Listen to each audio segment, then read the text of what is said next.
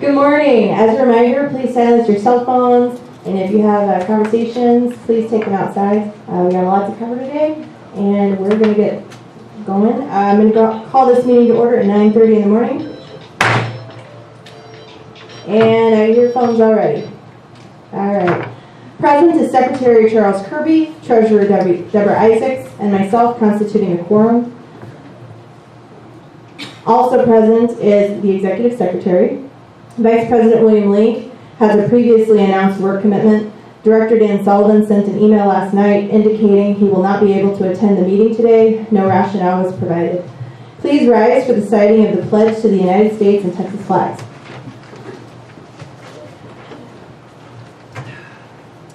I pledge allegiance to the flag of the United States of America and to the republic for which it stands, one nation, under God, indivisible, with liberty and justice for all. Honor the Texas flag. I pledge allegiance to thee, Texas, one state, under God, one and indivisible.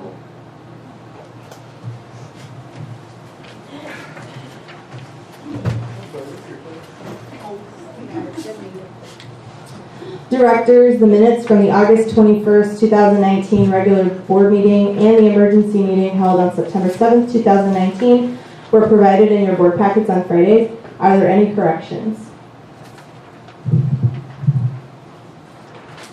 We have a correction on name on page number 2. Instead of Sullivan, it should be replaced with Richard Lawrence. Outside of that, I don't have any.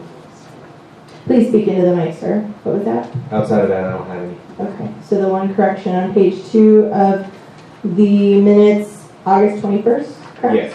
Okay. Did you get that? Okay. Any other corrections? Decided? Okay. If there are no further corrections, all in favor of approving the minutes as corrected, signify by raising your hand. The minutes are approved.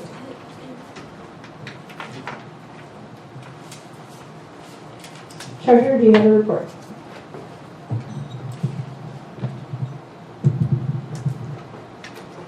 Yes, I do. Total October through August Fort Clark Springs revenue, $2,253,802.36. Total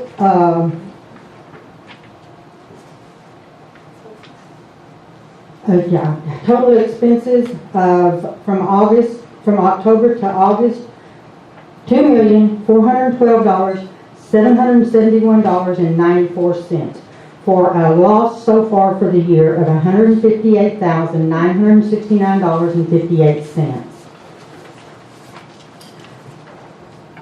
Total August SCSA revenue, $181,390.02. Total FCS expenses for August, $277,513.06 for a net loss for the month of August of $96,123.04. Total Los Morris revenue for the month of August is $6,682.41. Total expenses, $7,403.06 for a net loss of $720.75. Any questions for the treasurer? Director on call report? From August 22nd to September to today, I was director on call. I'll go through the list of items that we handled either as director on call or as a board. On August 22nd, we were provided a legal update by our Fort Clark Springs appointed attorney. in person concerning ongoing legal matters. From the 22nd to the 7th of September, I assisted in the opening of the hunting program. I'll cover some changes that have been implemented for the hunting program now, specifically targeting benefiting membership. We implemented 100 Access Doe vouchers at $100 a piece, which basically cut the member hunting rate in half. And we also implemented 10 trophy buck vouchers for memberships at $2,000 a piece, which stayed consistent with last year's fees, but it guarantees members hunt a hunt instead of paying daily to go out there and try. So those are the member benefits.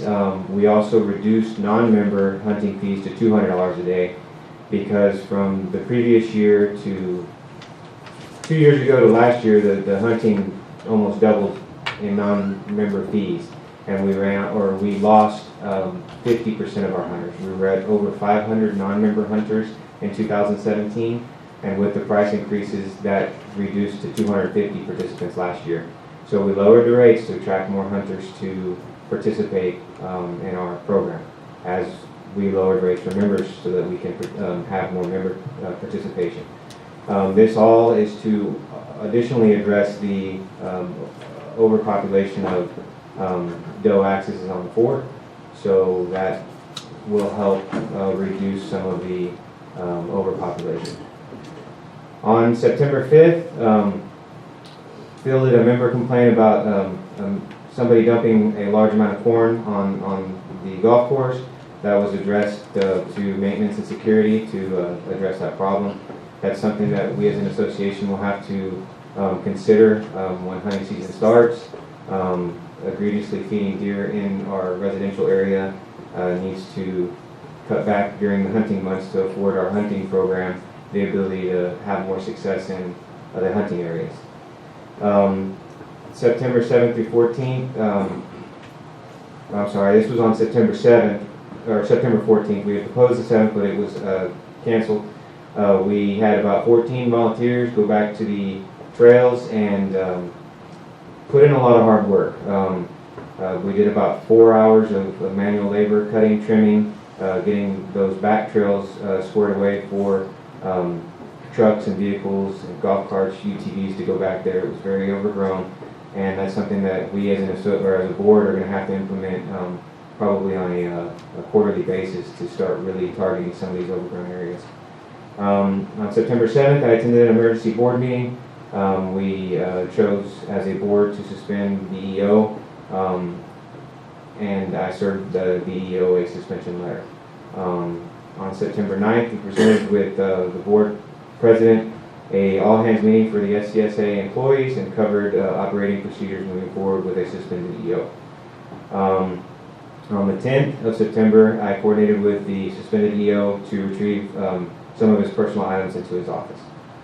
That is all I have for the director on call. For the secretary's report, if I just jump into that, we have a total of 6 buildings out of 25 lacking roof finishing. So we are very, very close to finishing the roofing project, lacking only 6 buildings. The board received 2 certified letters, one from Stan Metcalf and one from Sandra Hagan. We will be answering those certified letters as per Property Code 209. As of August, the report for delinquency member, we're at $2,800, which is roughly about what we were last month. On the security report, we were down to only 1 gunshot report from about 9 last month, and we're down to about 3 reckless driving reports. I had one vehicle accident this previous month. Suspicious activity, noise, and those calls seem to be continuing, but some of the egregious things seem to slow down last month. And then on the financials for the hunting, we just took a look at it this morning to see how the first 2 weeks of booking went, and we have already brought in $8,700 in bookings. So that's only with 2 weeks on the books. That's all I have for the secretary's report. Great, thank you. Ms. Isaacs, do you have any questions for the director on call or secretary report? No, no. Okay, and we'll do that. Gonna roll into committee reports, for the airport. This is not a time for questions, sir. For the airport, there was, once again, sir, this is not an opportunity for that, so I'm gonna ask you to have your seat. And when I do open the floor for member comments during those specific items, you are welcome to ask your question at that point in time. Thank you, sir. So for the airport committee, there was one visiting pilot who came this weekend, an interested hunter, and so we're looking forward to having them possibly come hunt. Architecture committee, do you have a report? No. No report. Golf committee, is there a report? No report from the golf. Preservation committee, do you have a report?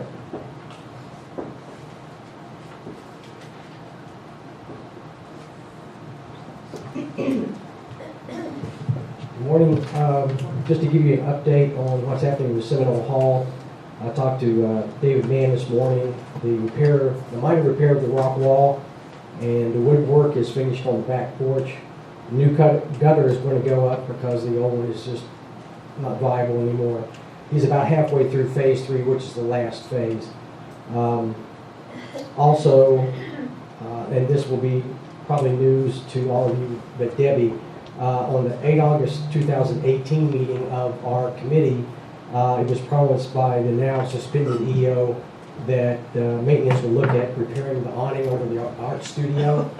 So, realizing you don't know any background on this, but our next meeting, then we'll bring it up and maybe there can be a discussion between now and then among the members of the board of whether you all want to proceed with maintenance doing it or if you want us to take it on as a project. Okay, that's all I have. I did have one clarification for you from your minutes that you provided.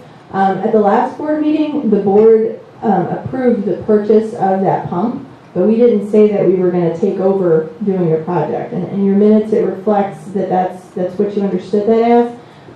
What the whole point was that instead of spending preservation money on equipment, the fort will buy the equipment and you guys can proceed with what your plan was. So I just want to make sure you understand that that was the intent of that purchase. That's Mr. Link kind of made it clear that he considered that the board was going to take it over, but if now it's a change, you want us to take it over, we'll take it over. Well, there was no change to that. That was the purpose of the purchase. So the fort's going to purchase it and you guys proceed with your plan, but we'll provide you the equipment to do that. Fine. I'll ignore Mr. Link's comments. Thank you. Thank you.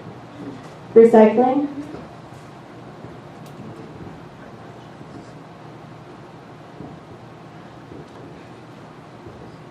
Good morning. The recycle center will be closed October 12th, which is a Saturday, and that's because the Rio Grande Electric annual meeting will be that day in Uvalde. So most of us like to go. Thank you. Thank you.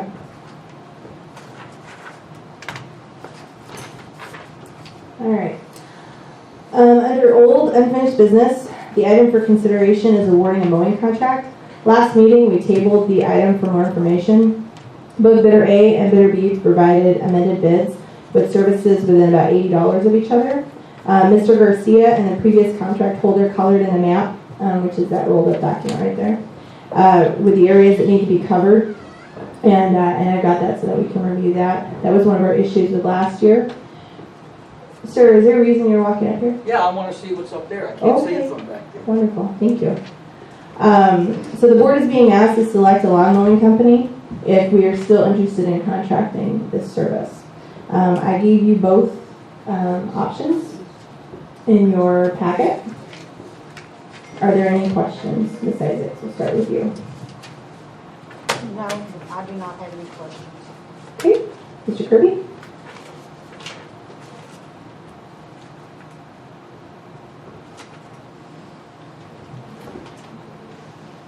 No questions. Okay.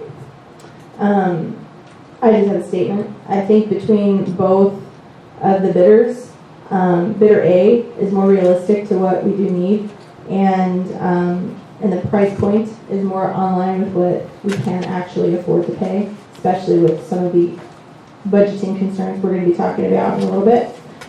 So if we do decide that we want to proceed with this, I think that bidder A is the more reasonable choice to make. Any reads? No. Okay, so I'm going to open the floor for 3-member comments, up to 1 minute each. Do you have a member comment? This is an opportunity for comments to give us information before we make a decision on these items. What's the cost of 2 bids? The first bid, well, it's up here. It's $93.09 a month for bidder A and $93.81 a month for bidder B. So what is your comment, ma'am? Okay, Mr. Kirby, don't forget that timer. Well, I was going to ask about the comparison of what their bid was, but also how did we obtain these 2 contracts? And what is the follow-up behind that in timely manner? And the map, I would like to see that of what they're contracting on to do that. Is it 7 days a week, 5 days a week? Does it exclude holidays? What is a contingency if there's a storm and we have down trees and stuff? Are they going to come and assist with that? What is the backup plan with that? Those are all things that we will definitely make sure we take into consideration moving forward. With regard to the map, once a bidder is secured, or excuse me, a contractor is selected, any member can come up and ask to see the map because we're going to make that available for everybody to see. Any other member comments pertaining to this? Yes, ma'am. Hi. May I stand here? I actually prefer you get up there, that way everybody can hear you too. Yes, ma'am. And please state your name. I knew that was Claudette over there. I'm Kate Burkhardt, Okay. and I've got a couple of comments on the pool. I know you're just cleaning it, a couple of... Ma'am, this actually, I'm gonna stop you. This is for the mowing contract. So if you don't have a comment regarding the mowing contract, I'm gonna ask you to take a seat, and when we get to the pool, you can talk about the pool at that point. Oh, okay. Yes, ma'am. Thank you. Thank you. One more member comment regarding the lawn mowing contract. Any? Okay, seeing as there are none, do I have any reattacks from the board? Mr. Kirk? No. Ms. Isaacs? Okay. Do I have any motions on the floor? I'll make a motion that we go with bidder A on our lawn mowing contract. Okay. I'll second that motion. Okay. We have a motion on the floor to accept the proposal from bidder A, which is a $9,309.50 a month contract, and we have a second. All those in favor signify by raising your hand. Passes unanimously. Bidder A. And I will go ahead and announce who bidder A is. It's Specialty Lawn Care, who is the one that did the contract previously. So they will be continuing their contract. Well, they'll be going into a new contract.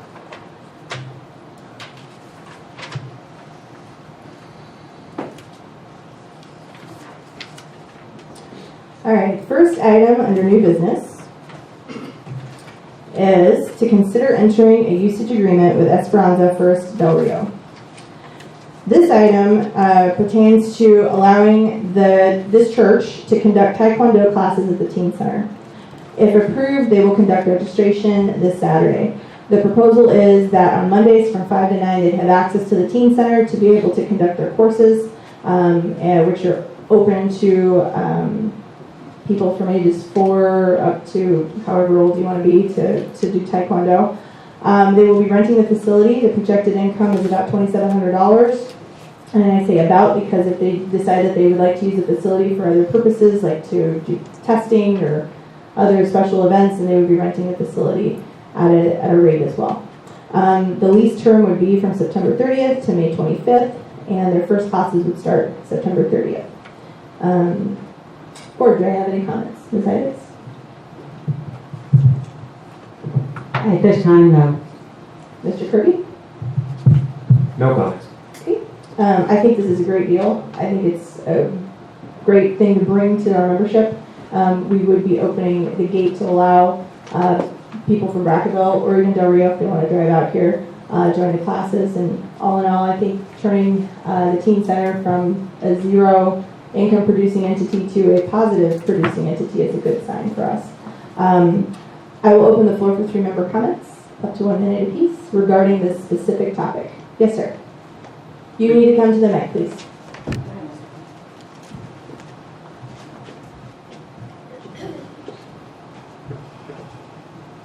Bill Herman, is that projected income for the month, per month? No, so that is for the duration of the contract, the lease term. Are there any other member comments?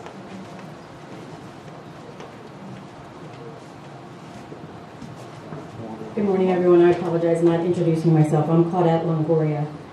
What is the rate that we're charging them for the rental per day or per the month for their, like, what are we charging? Because that way, I'm just asking, because if somebody else is interested in renting the teen center out, are we going to give them a different rate, or is it one base price rate for somebody to rent out the teen center? So we're taking those comments into consideration.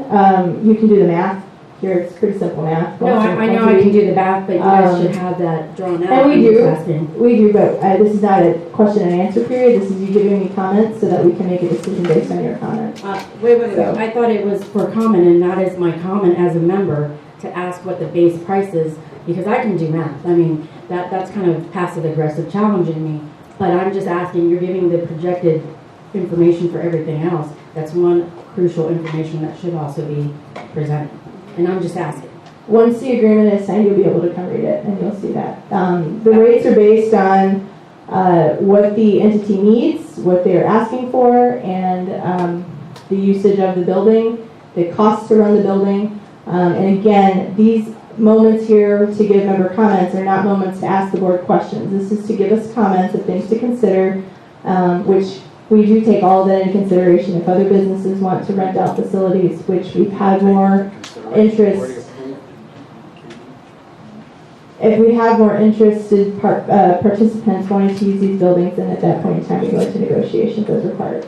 Well, I'm asking because I'm also an interested party in renting it, so I just want to kill 2 birds with 1 stone Okay. while I'm here. That's why I was kind of get. So then after the board meeting, we can sit down and talk about what it is you'd like to discuss with your business. I just want the businesses that I want to know what is the rate plan. That's it. And we'll get it to you. Is there any other member comments? Okay, no other member comments. Board, are there any follow-up comments that you have? No. Okay. Seeing as there are no other comments, do I have a motion on the floor to either enter or not enter this agreement? Motion to enter agreement with the Spartans. Of course. I'll second. I have a motion and a second. All those in favor signify by raising your hand. Okay. Motion passes.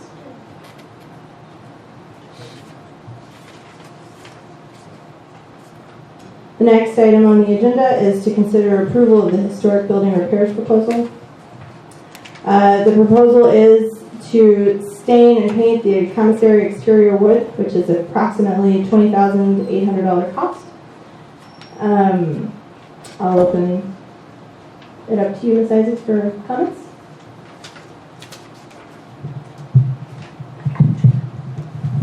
I got a question of Bill. I didn't think we were going to do that last part of that proposal on the roof. Correct? So it's not the full bid that we have up here. That's correct. Okay. It's just the eye, minus the roof. Minus the roof. Okay. I just needed that clarified. Mr. Kirby, do you have anything? I have no comments. The comment that I have is, I don't know how, and you're the liaison, so you might have more information on that. I don't know how the projects are selected, but what I would like to ask is if instead of working on the commissary, maybe the historic building committee could work on a building that is historic that needs some help that we actually use all the time. And the one I'm specifically talking about is a motel. The railing up on the, is this not a historic building? No. Okay, well then I retract that. I thought that was on the historic registry. No, it is not. It's not? Okay. That was my question. I'll open the floor for 3 member comments regarding this item. Seeing as there are none, board, do you have any additional comments? No. Okay. Are there any motions on the floor? I'll make a motion that we accept their proposal that they do the commissary as proposed. I'll second that proposal. So there's a motion on the floor and a second to accept the proposal to stain and paint the commissary exterior wood. All those in favor signify by raising your hand. Passes unanimously.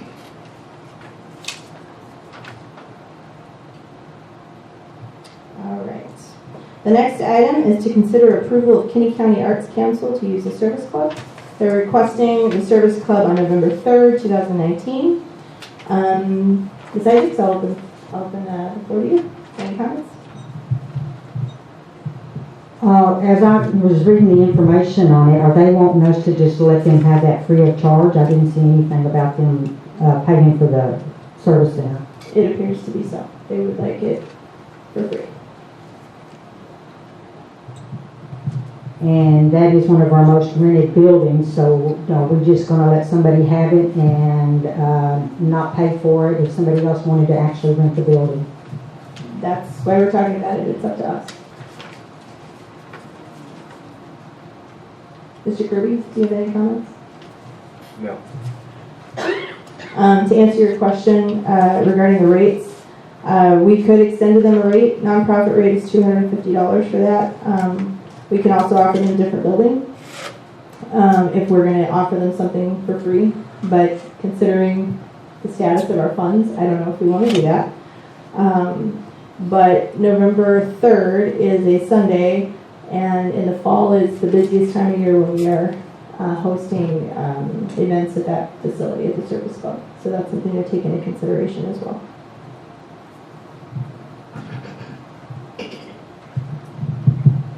Is it also, if they wanted to do that and nobody else wants to rent that building, then could that be a, but when I was reading their information, they wanted a for sure thing, correct? Correct. We can choose to table it and ask additional questions. We can offer them another venue. We don't have to approve it right now, so it's up to us. I'll move the table it and see what the other options might be to accommodate. Okay. Before we do that, I'm going to open for 3-member comments. Go ahead, ma'am. Yes, I am here to represent the Arts Council. Okay. The reason why we ask for a free venue is that we do not keep any of the money. This is a fundraiser for us. And we spend it on children and bringing entertainment and bringing arts into the area. We're the ones that put on art classes in the summertime for the kids, music classes. We give scholarships. We're bringing in other things. We do the tour of homes at Christmas time. We're doing all kinds of things like that. And if we have to pay you $250 and the caterer to bring food in for us, we're not going to make any money, so it's just a wasted, useless time for us. Are you open to considering a different venue? Say that again? Are you open to considering a different venue? A different place. Yes, ma'am. We need the kitchen was the reason why we chose that room. Mm-hmm. I'm gonna pay for them. I'm gonna take care of your costs, just. So we're gonna thank you very much, but we've got to stay on focus with what's going on. So you want to? We could go to a different venue, but where would you suggest? I don't know, and that's what I'm saying. There isn't any other place that has a kitchen. Okay. Well, it sounds like you have a sponsor, so I guess it's a dead issue. So we do try to do, that's our whole purpose. Mm-hmm. We don't make any money. Yes, ma'am. We spend it back into the community. Yes, ma'am. Okay, thank you. We have 2 other member comments. Any others?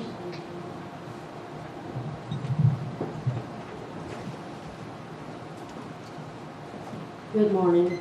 My name is Michelle Fontenot, and I am a new member to Fort Clark, and I agree that the Art Council of Kenny County not only benefits Kenny County, but it benefits the people here at the Fort as well. You know, we have to work together. If the Fort's gonna make money and get out of debt, then I'll sponsor it. I'll pay for it out of my pocket. I don't care. But it's all about us coming together as a community and working together. And that also brings things here to the Fort for people who are interested in the arts to be able to go and see that fashion show. I'm all about it. I'll pay, she'll pay, whatever. The service club is yours. My point is, there's the restaurant down at the golf course is available with a full kitchen. That would not be acceptable. It would be, we used it the last 2 years ago when we did this, the topless party. Not topless, topless party. Well, that was my question, because this is one of the most rented buildings we have in the fall. But if the restaurant down there is not being rented and stuff, I mean, that might be another option. Okay, so I am going to stop everything right now. I am going to stop it now, Mr. Herman. I am stopping this right now. This is not a town hall. I've been saying this all meeting. This is a board meeting. I understand everyone has comments. I respectfully listen to everyone's comments. And so you, sir, are going to take your turn and do like everybody else is, or I'm going to ask you to leave. Thank you. We have time for one more member comment. You have to consider, right now, she is renting the venue for that day. Are you gonna give it to him or not? Thank you for your comments. She's renting it. Thank you for your comments, sir. Board, do we have any additional comments to add? No. No. Okay. Do I have any motions for us to consider? I thought we had already tabled it. Well, there was a motion on the floor to table this. Do you want, yeah, it was not seconded, so if you want to place another motion on the table, we can put a motion on the table. You want to make a motion? Make a motion. I'll make a motion to table this. Well, this is now going to be a rented facility. So they have a sponsor for the rental. Right. So this is a dead issue I was now. just trying to Okay. give them something else is what I was trying to do with no charge. That's fine. This is a dead issue. All right. Next item on the agenda is to consider. You gonna vote? There's nothing to vote on, sir. And once again, please stay in your lane or I will ask you to leave. Thank you. No, I have a right to speak. The next item to consider is employee health insurance coverage. The rates nationwide have risen 25%. As we have been navigating through the budget preparation, it's apparent that we can no longer afford to pay 90% of our health insurance for the employees at 90%. In the options that you've been provided, there's an HMO option, HMO with HSA, and a PPO with HSA option to choose from. Mr. Link suggested that we pay a flat fee towards whichever plan the employees decide they would like to choose instead of committing to a percentage. I agree with that suggestion, but I'm going to open the floor to Ms. Isaacs for any comments. I really didn't get a real good chance to go into that, but we're going to do this in executive session, aren't we? With some more comments amongst us. No, we're voting on the packages. Okay. Unless you want to table it. No, I don't want to. Mr. Kirby? I don't have any comments. Okay. So the three options, so last year, the three options that were provided to our employees were all PPO options. And that's where you pick your provider and your plan covers it. This year, we're giving them one PPO option and then two HMO options. The HMO options are a little more cost effective and are in line with what they were paying for last year's packages. Because of nationwide, everything's risen 25%, the HMO options are what is more along the same cost that they had with the same deductibles and the same coverages as they had last year. These take effect in November.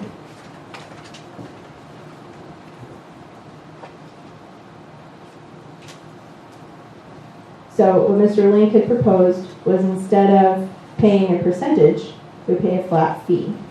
So the the proposal that he pitched was $250 towards whichever plan they decide they want to choose. So that it's a flat, this is what we're offering for everybody.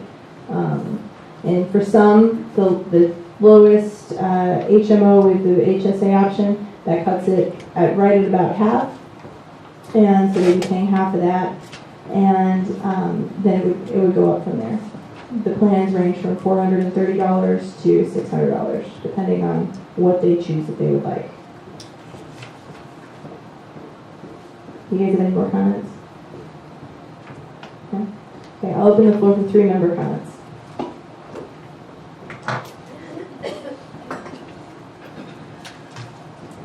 Hi, I'm Sandy Hagan, and I just have a couple questions you need to consider if you haven't already, and this is based on my past experience as a director. First of all, in the past, we have not chosen HMO because none of the doctors in this area fit into or accepted those HMO programs. So before you approve, make sure that if you pick one of the HMOs or even the PPO, that you know that there are doctors in this area that will actually accept that coverage. Because otherwise, you're just buying pig and poke and it's worth nothing. Yes, ma'am. And there are. We had a whole presentation. Any other member comments?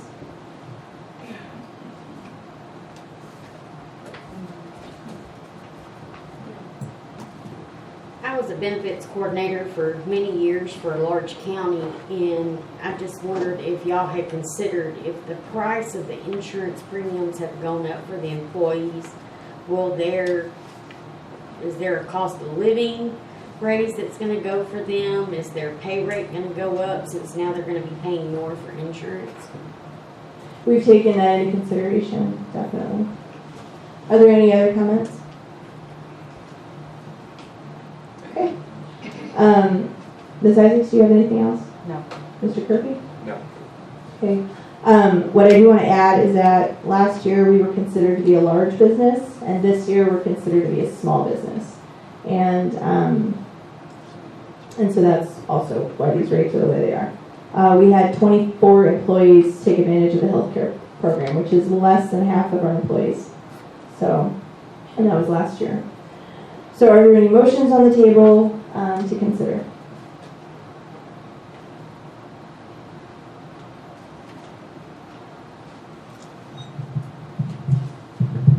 I'll make a motion that with the health insurance that the Fort will pay the flat rate of $250 towards each person's insurance. I'll second that motion. Okay. So there's a motion on the floor to offer the 3 options, 2 HMO options and a PPO option, with the Fort paying $250 towards whichever plan the employee chooses. And there's a second. All those in favor signify by raising your hand. Motion passes.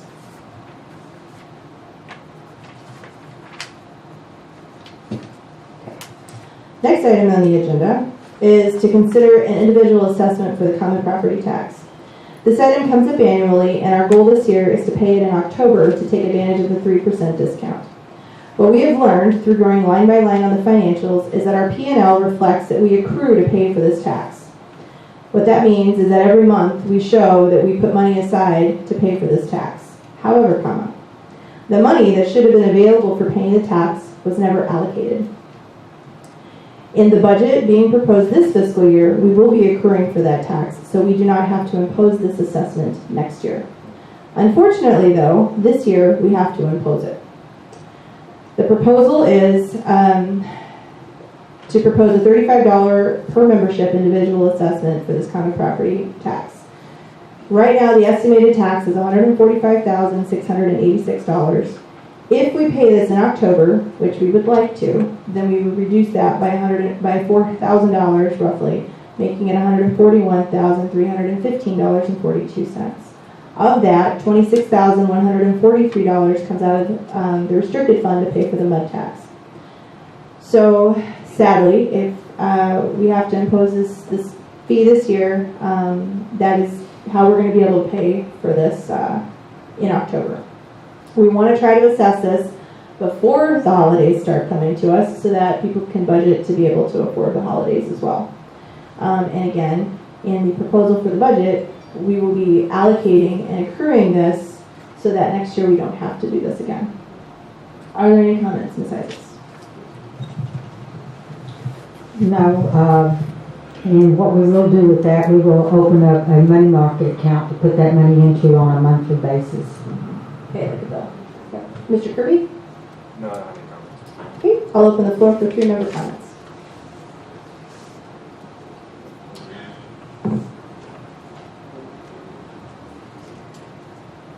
Good morning. My name is Mary Frances Gray Partlow. I heard you say sadly we have to assess the members. I don't see it sadly. It is our responsibility to pay the taxes for the buildings that we share. And I have no problem with $35 a year to pay the common property taxes, and I would like for you all to consider making that part of what we do. You know, I don't see a problem with paying $35 a year. I spend more than that at Ziggy's for supper. Thank you. Any other member comments?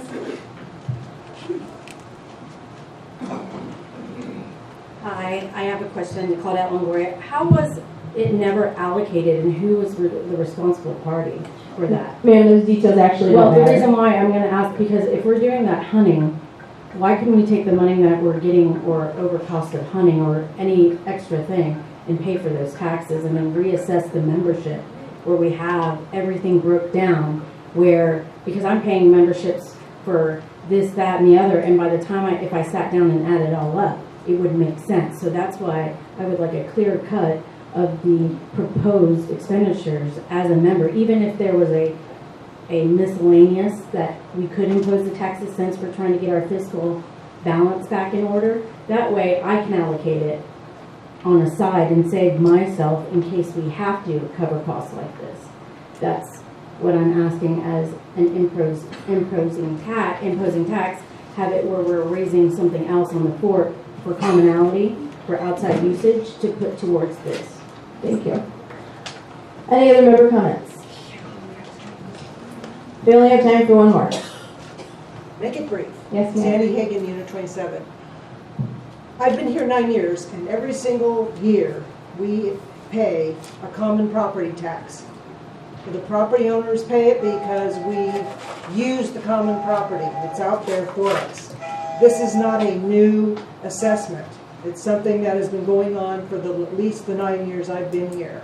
And it is the property owner's responsibility to pay this because they use the common property. So it's not been an error suddenly cropping up in the last couple of years.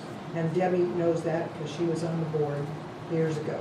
So I just want to let you know that personally I don't mind. I think it's the owner's responsibility to pay for the use of it.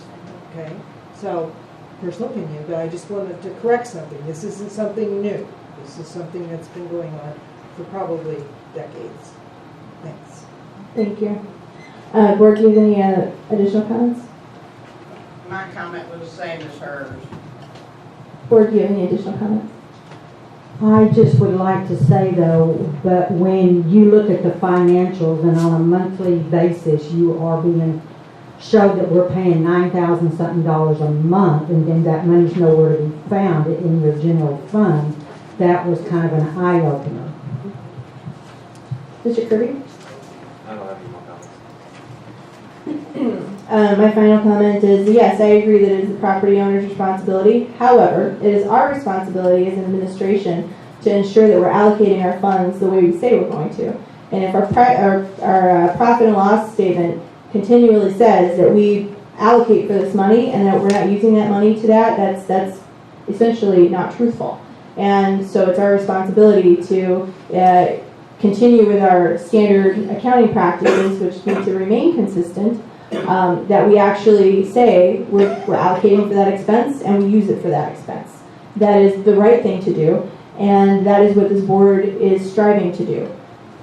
The goal is that next year we don't have to do that. There are several other HOAs that budget correctly to allocate for that, and they don't impose additional expenses onto their members. They use the money that they get, and they use that wisely. This is just an opportunity for us to do what we say we're supposed to be doing with the P&L and not impose additional expense on the membership for poor planning on our part. So I do appreciate everyone's comments on that, and yes, it is our responsibility to pay it, but we also have to pay everything else too. So at this time, do we have any motions on the floor? I'll motion to pass, vote on the passing of the $35 individual assessment. I'll second. We have a motion on the floor and a second to impose an individual assessment of $35 per membership to pay for the common property tax. All those in favor signify by raising their hand. Passes unanimously.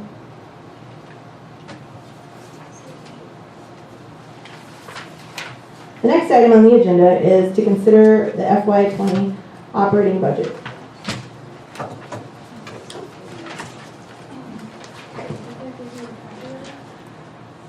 There are several items on this budget, and we did put some out there in the back for everyone to look at, that are being proposed differently than in the past. The board does have this information, and we've pulled over it, so at this point I'm just going to hit the highlights. After inputting all of the historical data from the previous fiscal year P&Ls and looking at our current expenses, you will see that we are $437,000 over obligated. And that's without changing anything. If we did everything the way we're doing it right now, we are $437,000 over obligated. I did not use QuickBooks or bank statements. I solely went through historical data, and I requested a lot of information from staff and from Randy.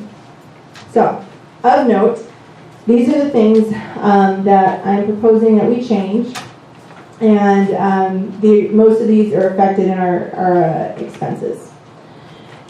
The first thing is decreasing the amount spent on the employee insurance, which is what we just done today, decreasing the amount spent on supplies and breaking it down by department, and then holding each department accountable for meeting their budget, which is what we're doing. Cutting a line item creating a line item for continuing to accrue the property tax and actually accrue the property tax. Create a line item for insurance deductible accrual. We need about $150,000 for insurance deductibles to pay that if we have any kind of catastrophe, like for example these roofs. We didn't have money immediately available to pay our deductible for this. So what the proposal is showing is that in 2 fiscal years, we will accrue $150,000 so that the next hailstorm that comes along in 2 to 3 years, hopefully 3 or 4, but when that does happen, we have money readily available to pay our deductibles. In addition, this year we've had very surprising legal fees come right at us too, and with those insurance coverages, those also have deductibles as well. So we need about $100,000 for property deductibles, and then about $50,000 for the other insurance policies that we have. And this was an eye-opener as well, that we don't have money on hand to take care of a deductible if we have an insurance claim that we need to take care of. Very big eye-opener. So this budget creates a line item to accrue that deductible. And both the deductible and the property tax will be put into a money market savings account so that it can accrue some sort of interest. Probably not a whole lot, but something is better than nothing. And so as it sits there and continues to accrue, we can pay our bills without assessing additional assessments. Both of those two items are items that would prompt the board to have to impose an individual assessment to members. And we don't want to do that. The next thing is to allocate more to general repair and maintenance for capital improvements. We have a lot of buildings. I think 38 of them is what I counted. And each one of them has their own list of things that need to be done. Yes, we can go to restricted fund and use it, but if we're spending our money wisely, we can take some of the profit that we generate from other buildings and other income-producing entities and reinvest it back into our capital improvements, which is something that this budget shows. We're going to cut back on contract services by renegotiating or dropping some contractual commitments. We're over-obligated, and that's just the bottom line. And so those are all lined out in the proposal. And a lot of these we're going to be discussing as a board in the coming months as we have to go through each one of these contracts and see exactly what is working for us and what's not. This budget also calls for bringing back a community events line, which includes providing support to Old Quarry Society in hopes of making their shows free for members. But for us to do that, we need to invest into that specific program. And note that there's a line item in there that says 4th of July money. That's donations. It's not actually association money.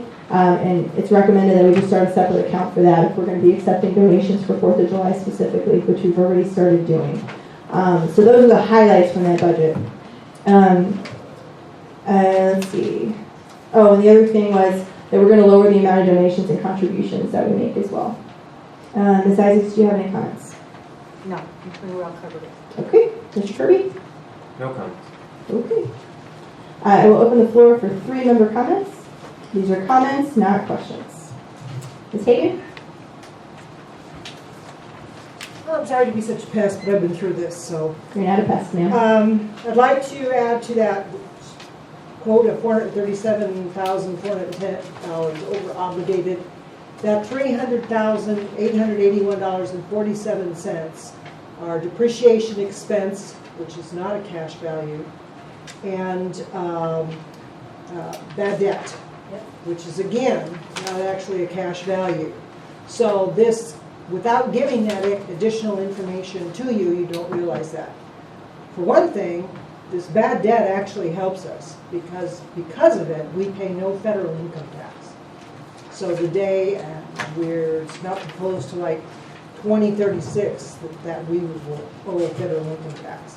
But I wanted you to realize that of that $437,000, almost $301,000 of it is bad debt and depreciation expense, which is required to be put in audits and is proper to show in the budget. But an explanation of what it is due to our membership. Thank you. Are there any other comments? Mr. Herman, you had your hand up. Yeah, just a question on revenue. How come there's no revenue for the airport? Airport doesn't really generate revenue, sir. Yeah, but the Stables doesn't generate revenue either, but you charge people there to use it. So why aren't we charging the people at the airport? Well, that's a good question, and we'll look into that. Any other comments? Yes, ma'am. I just have questions. Is there anything done if people are in arrears on their HOA fees? Because this is income. So I don't know what is done for these people that are in arrears.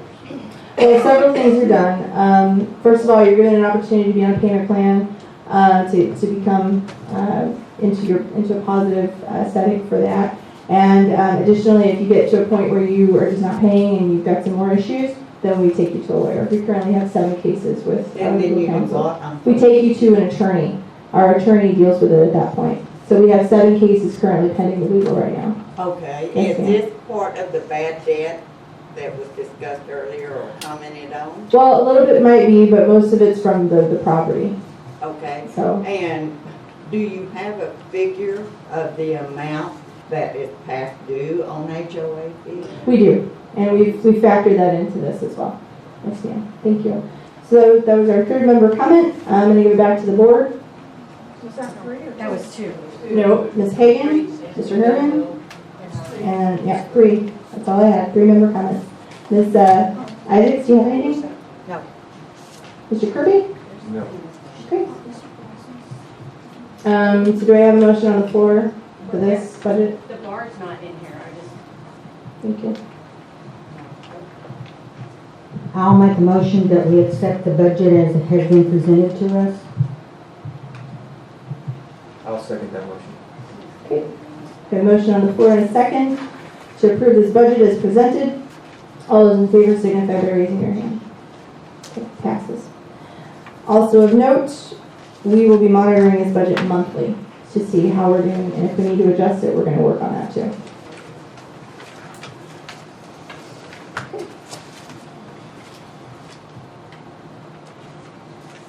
Next item on the agenda is to consider the acceptance of a petition calling for the resignation or removal of Director Salton.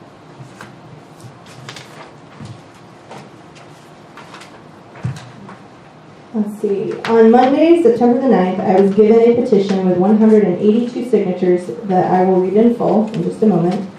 Wednesday, September 11th, all of the signatures were validated by administrative staff, and I informed the board of the petition being a valid petition. Mr. Sullivan had indicated on Friday, September 13th, that he plans to provide a formal resignation to the board on September 26th. He had scheduled to come to the office Monday, September 16th, to inspect the petition and validate the signatures himself, but canceled that appointment, citing further developments were pending. I am unsure why he is not at today's meeting. In the email dialogue that we exchanged, I informed him that if he intended to resign, he considered doing so during this meeting so that he can be given the opportunity to address the membership and resign in a dignified manner. I'm going to go ahead and read the petition that was presented to the board. It reads as follows. We, the members of Fort Clark Springs Association, petition the Board of Directors to call for the resignation of Daniel Sullivan from the Board of Directors at the September 18, 2019 regular meeting. Should Daniel Sullivan not resign, we, the members of FCSA, petition the Board of Directors to call for a special meeting and vote for said removal in accordance with FCSA Bylaws, Article 4, Paragraph 4D.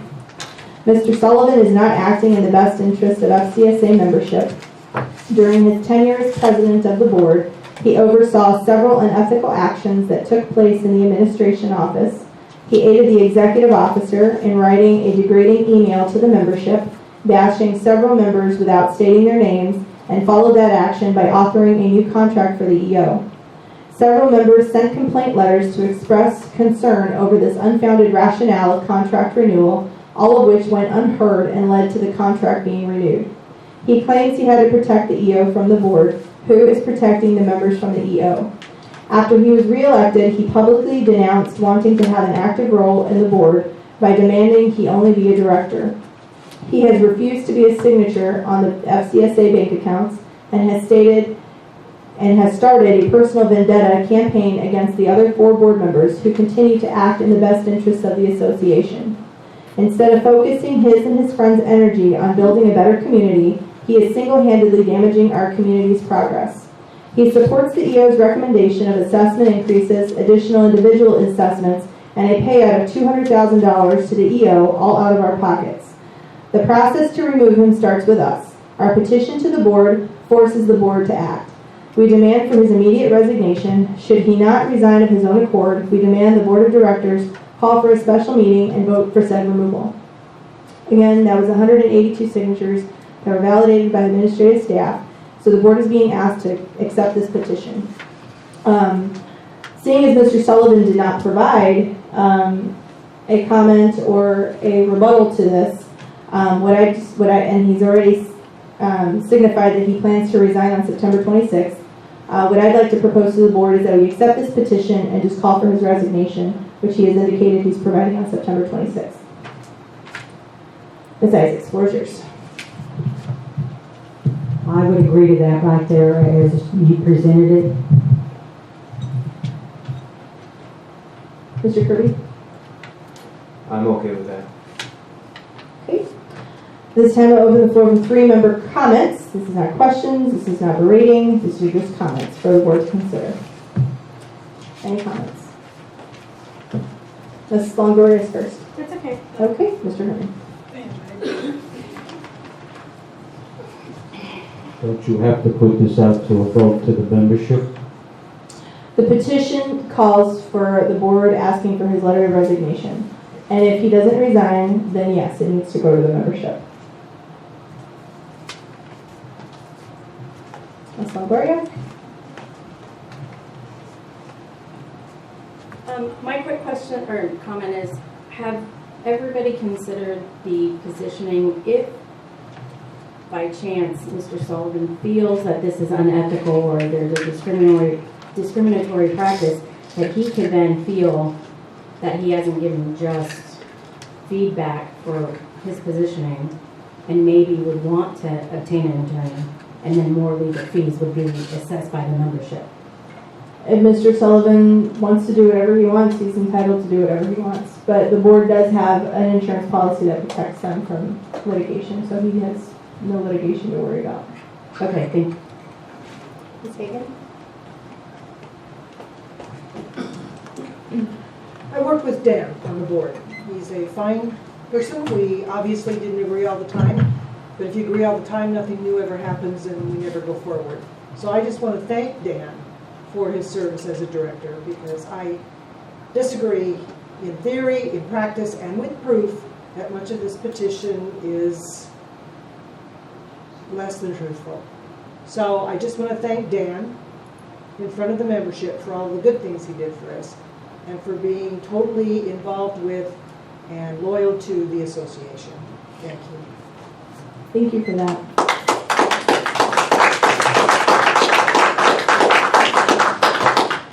I did tell him you should talk to the membership, especially if he plans to resign, because he does deserve that dignified resignation if he wants to do that.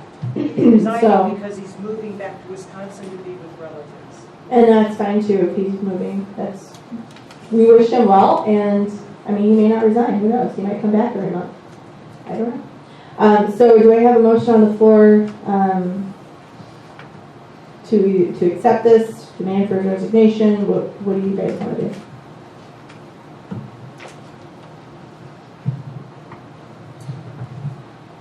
I think we accept the petition, ask him for his resignation, what he says he's going to do on the 26th, and then at that point, if he doesn't, then we have a meeting and proceed with the setting a time and date to get that membership involved in the vote of it. Okay. Is there a second to that? I'll second that. Okay. So there's a motion on the floor to accept this petition and call for the resignation of Dan Salton, which he has indicated he is going to be providing on September 26th. There's a second. All those in favor signify by raising your hand. Passes unanimously.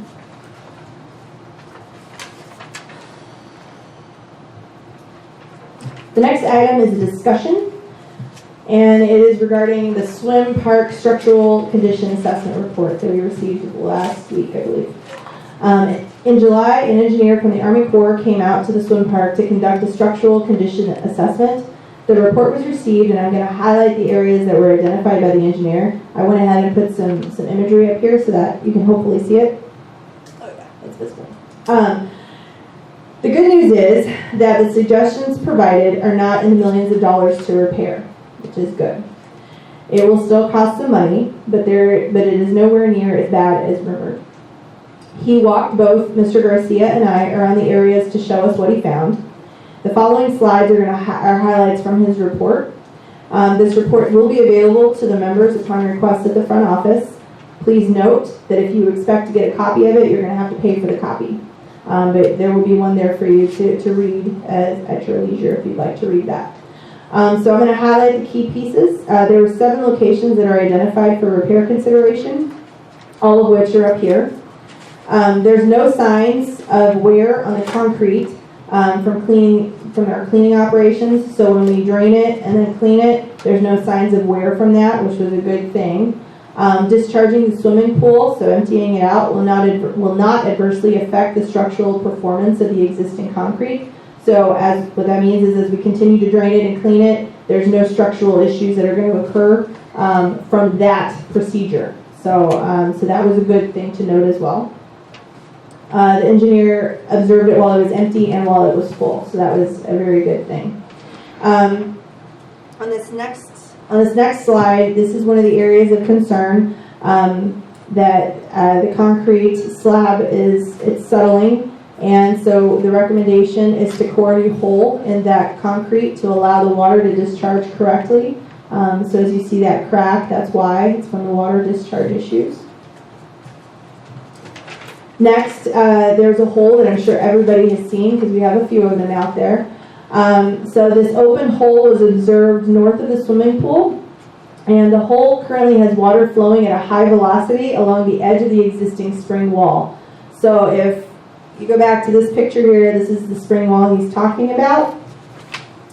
And essentially we've got water running alongside of that concrete, which is what's pushing that concrete and making it settle. Based on the flow rate of the water, it does not appear to be seeping through the wall. However, there are numerous divots and depressions found along that edge of the wall, which is what we all survey when it's really moist. So that's why. The source of the water is likely related to location 4, which is up at the very top where the tree is toppled, up there on that picture. Let's see, what else does this say? In lieu of locating the flow source, the engineer recommends installing a French drain system along the northeast wall edge to formalize a drainage path and prevent future erosion. The French drain system should be located in such a way to allow discharge into the existing drain channel. So in other words, on this channel here, there is a previously placed area for drainage, and you can tell it's eroded away with the water. So what the engineer is suggesting is that we link right back into that so the water can discharge as it's supposed to. The next area, location 4, which is where a lot of this moisture is coming from, is up where that tree is toppled over. Various derooted trees were found in location 4. Large amounts of water were found under each derooted tree. I theorize that one tree was blown over during a high wind event and damaged the underground pipe system exiting the spring. The damaged pipes likely saturated the area and weakened the root system, causing additional trees to become unstable. I also believe this to be the source of the high velocity water found at location 3, which is where that hole is. I recommend, and I say I, this is the engineer reading his report, I recommend removing the fallen trees in the area and excavating it around the underground pipe system to identify the source of flow and repair the system as needed. So there's that. The next area of concern is the one that is of most concern to the engineer. The area of most concern was found on the south side of the swimming pool at location 7. This area holds an underground drainage system that captures and drains water from the swimming pool overflow gutters and area drains located in the vicinity. Numerous cavernous voids were found along the perimeter of the retaining wall located at the creek, which is at that figure you see right there, and you've seen some of those holes popping up. I believe this is caused by water entering this area from location 1. And the additional water weakened and eroded the soil supporting the drainage system and caused the main discharge pipe to collapse, which we actually did see through that hole, which you can see that very visibly. The collapsed discharge pipe resulted in additional water accumulation at this location and promoted further erosion.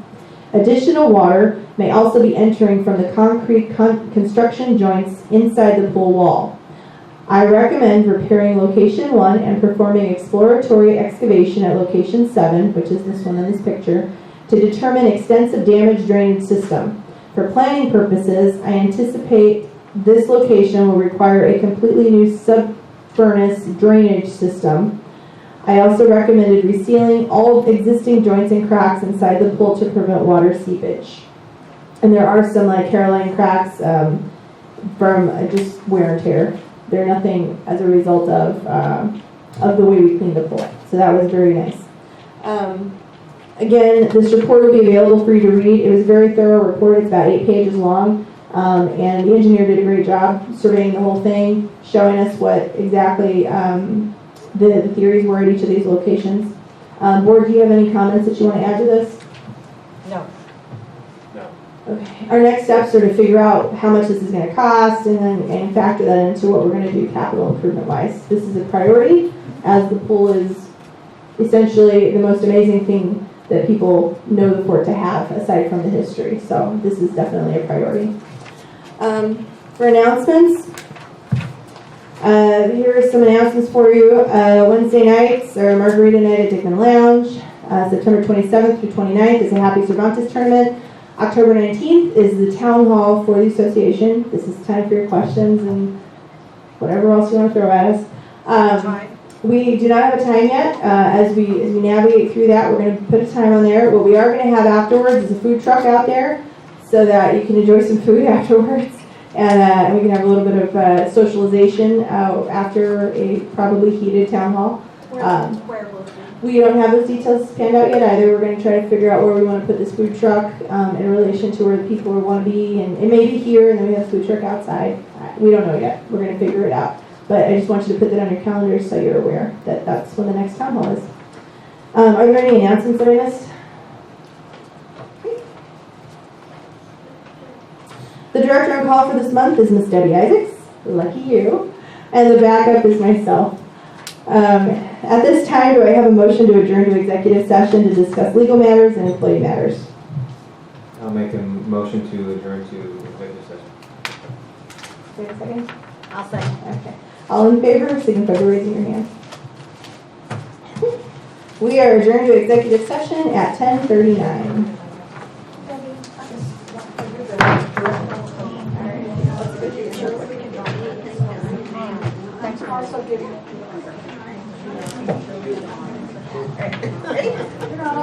Ready, Freddie? Oh my gosh.